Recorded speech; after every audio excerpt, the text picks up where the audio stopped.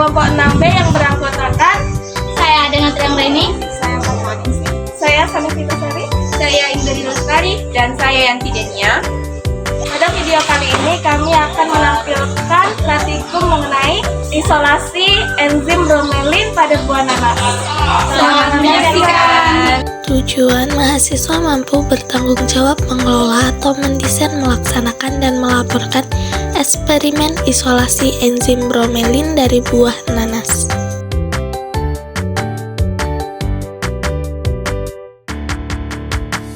Potong buah nanas sebanyak 400 gram dan masukkan ke dalam blender. Bagian buah nanas yang digunakan yakni daging buah.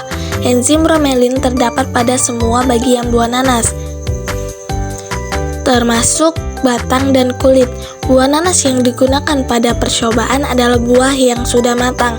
Berdasarkan penelitian yang telah dilakukan sebelumnya, semakin matang buah nanas, maka kandungan enzim bromelinnya semakin banyak. Namun, banyaknya kandungan enzim tidak mempengaruhi aktivitas proteolitik dari enzim bromelin. Sebaliknya, tingkat kematangan yang sangat berpengaruh terhadap aktivitas proteolitik ekstrak kasar enzim bromelin. Tambahkan 100 ml Aquades, kemudian haluskan. Proses isolasi enzim bromelin juga dilakukan dengan menggunakan teknik ekstraksi. Tujuan dari ekstraksi yaitu untuk mengeluarkan enzim dari dalam sel-sel jaringan buah nanas. Salah satu cara ekstraksi secara fisik yaitu dengan melakukan proses pemblenderan. Bromelin diekstrak dari buah nanas dengan cara menghancurkan daging buah untuk memperoleh ekstrak kasar enzim bromelin. Proses pengambilan enzim bromelin dilakukan melalui filtrasi dari buah nanas yang telah dihaluskan dengan blender. Pada tahap ini digunakan 100 ml Aquades. Penambahan Aquades harus dibatasi agar tidak mempengaruhi jumlah enzim yang diperoleh. Setelah itu, saring nanas yang sudah dihaluskan. Kemudian dilakukan sentrifugasi untuk memisahkan enzim kasar dari sisa-sisa saringan nanas. Hasil sentrifugasi akan didapat endapan yaitu sisa-sisa saringan nanas dan supernatan merupakan enzim kasar bromelin. Ekstrak kasar umumnya mempunyai aktivitas yang rendah karena enzim ini masih merupakan campuran dari beberapa enzim dan kemungkinan masih mengandung senyawa-senyawa yang bukan enzim. Filtrat yang dihasilkan digunakan untuk proses isolasi enzim bromelin. Filtrat dari proses penyaringan tidak dapat langsung digunakan, tetapi harus didiamkan selama 15 menit. Setelah 15 menit, filter nanas tadi tambahkan amonium sulfat dengan takaran 1:1 yaitu sebanyak 343 ml. Diaduk sampai merata hingga garam larut dalam filtrat tersebut. Masukkan dalam kulkas selama seharian atau 24 jam dalam keadaan tertutup.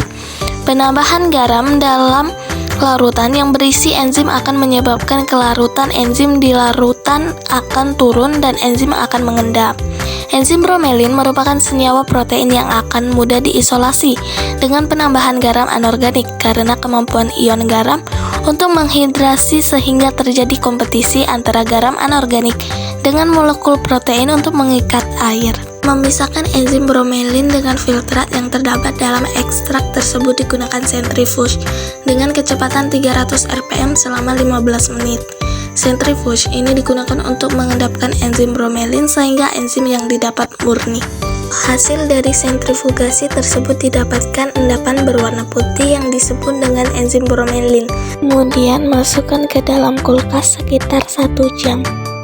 Setelah itu keringkan di oven dan endapan tersebut kemudian ditimbang.